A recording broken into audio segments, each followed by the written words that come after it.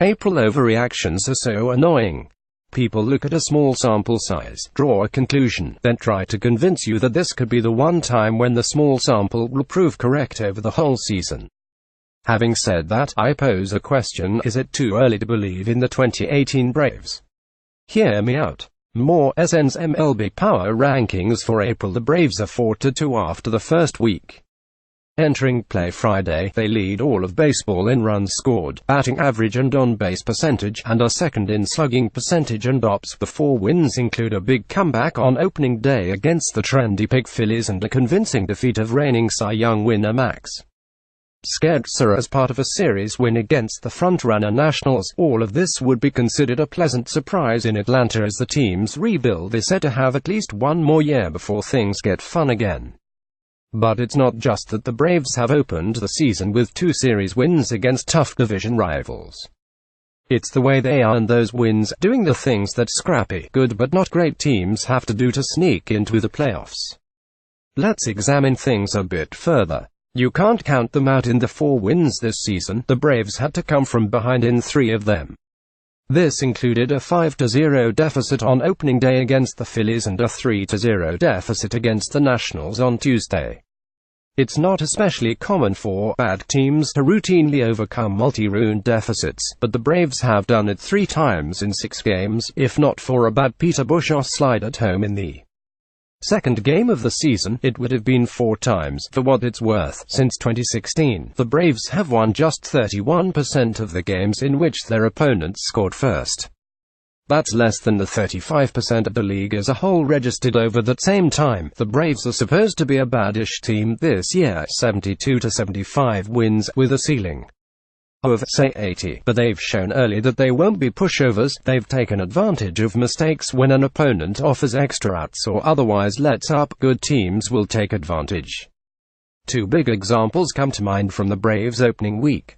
First, on opening day, they made Gabe Kapler pay for removing Aaron Nola at 68 pitches with a 5-0 lead, chipping away and ultimately tying the game before they won on Nick Markaki's walk-off homer.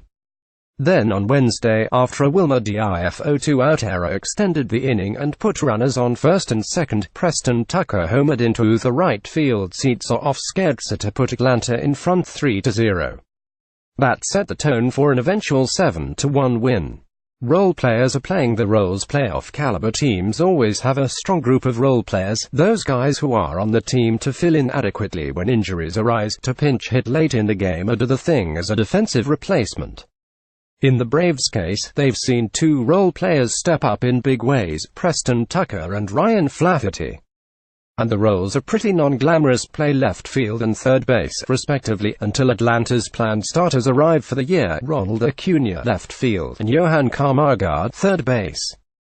Acuna, of course, is the uber-hyped prospect in AAA who the Braves believe can become the new face of the franchise.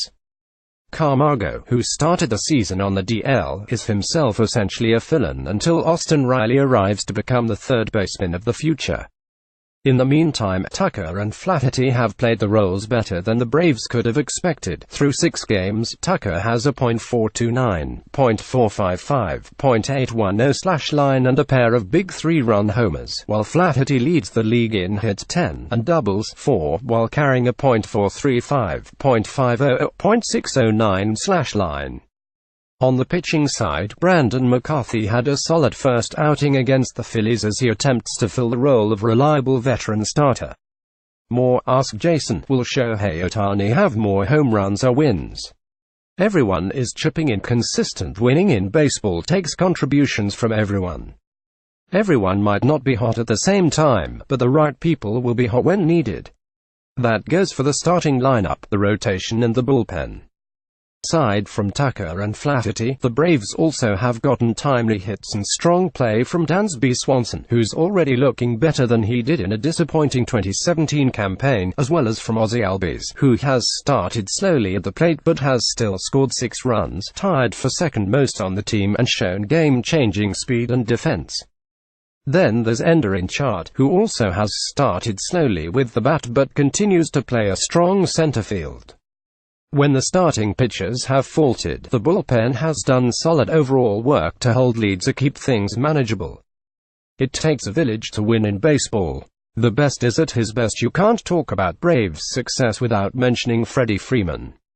Whatever success comes Atlanta's way in 2018 will almost certainly have a lot to do with its highly talented, severely underrated first baseman. Freeman, who has already proven himself to be an MVP-caliber player, is at it again in the early days of the season. Entering Thursday, he led the league in runs scored, walks, RBIs, on-base percentage and OPS. None of that is surprising. Last season, Freeman was on an MVP pace before a broken wrist forced him out for more than a month. Yet Hit still clubbed 28 homers and carried a .4030 OBP. He's good, y'all. If Freeman stays healthy this season, there's no reason to think he won't put up the kind of numbers every contender needs from its best player.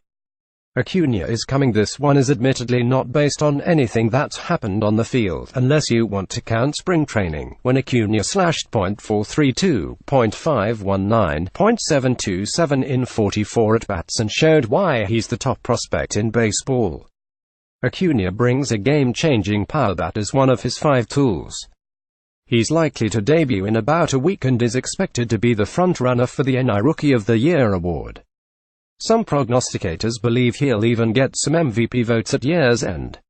The point is, Acuna should make the Braves lineup much more formidable. And if the offense continues anywhere near its early pace, that bodes well in a wild-card hunt that'll likely only require around 85 wins. Sneak preview. So, is it too early to believe in these Braves? Truthfully, probably. As fun and unexpected as the first 2 series have been, it is still the first week of April. Bats will cool, luck will run out and everyone will regress to the norms. That's just baseball, not to mention that the pitching is spotty. Julio Teheran remains inconsistent and Mike Foltynewicz, despite a strong outing this week against the Nationals, has yet to really put it all together with regularity. Sean Newcomb still has control issues, and the other young arms in the system aren't quite ready.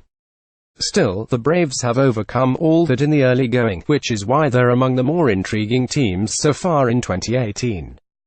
Publicly, the Braves will talk about being competitive and say that failing to make the playoffs this year is a missed opportunity. Yeah. But by all accounts, their eyes are collectively on 2019, when they'll have the flexibility to spend big and land a top free agent or 2. Then, they say, the glory days can return.